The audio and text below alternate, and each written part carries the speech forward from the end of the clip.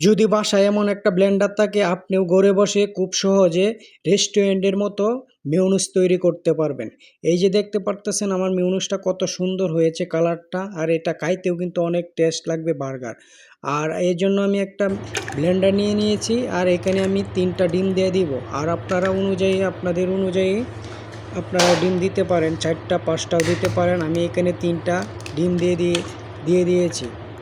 3টা ডিম দেওয়ার পর আর কি দিব মেয়োনিজ তৈরি করার জন্য, সম্পূর্ণ ভিডিও দেখলে আপনারা বুঝতে পারবেন। এখানে দিয়ে দিব পাউডার দুধ।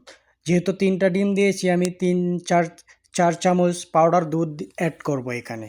এরপরে আমি কি দেই সম্পূর্ণ ভিডিও দেখলেই বুঝতে পারবেন। তারপরে আমি পাউডার দুধ দেওয়ার পরে আমি এখানে চিনি অ্যাড করব। আপনাদের পরিমাণ অনুযায়ী চিনি দিবেন। আমি এখানে 2-3 চামচ চিনি দিলাম।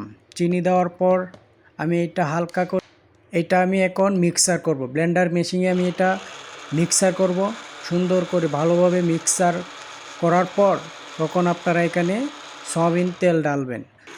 অবশ্যই তেলটা আপনার এখানে ডালতে হবে আস্তে আস্তে, অল্প অল্প তেল ডালবেন। আর নিচে দিকে ব্লেন্ডারটা সুইচ দিবেন, সুইচ দিয়ে ধরে রাখবেন। যেহেতু ধরে রাখলে তাহলে আপনার মেয়োনিজটা সুন্দর হয়ে ঘুরবে, সুন্দর ফিনিশিং আসবে। তারপর এখানে হালকা হালকা তেল ডালবেন সুন্দরভাবে, আস্তে আস্তে, যেহেতু পরে বেশি পড়লে কিন্তু মেয়োনিজটা ফাইটা যাবে। তো আস্তে আস্তে ডাললে তেলটা আস্তে আস্তে ডাললে আপনার সুন্দর এরকম একটা কালার আসবে, দেখতে পারতেছেন। এরপরে আমি চামচ দেওয়া তেলটা ফিনিশিং দিতেছি, যেহেতু অনেক ঘন হয়ে গেছে মেয়োনিজটা, তেল ভালোভাবে ফিনিশিং হইতেছে না। এর জন্য আমি চামচ দিয়ে ভালোভাবে ফিনিশিং দিতেছি, তেলটা মিক্সার করতেছি। আর একে মেয়োনিজটা আমি টেস্ট করব অফ। এটা যদি আপনারা খান তাহলে বুঝতে পারবেন মেয়োনিজটা কতটা মজা হয়েছে। এই যে দেখতে পারতেছেন আমার মেয়োনিজটা হয়ে গেছে, সম্পূর্ণ হয়ে গেছে। আর এই মেয়োনিজ দিয়ে যদি আপনি বার্গার স্যান্ডউইচ তৈরি করে খেতে পারেন, খুবই মজা লাগবে, খুবই টেস্ট লাগবে। সম্পূর্ণ ভিডিও তো দেখেছেন কিভাবে আমি মেয়োনিজটা তৈরি করছি।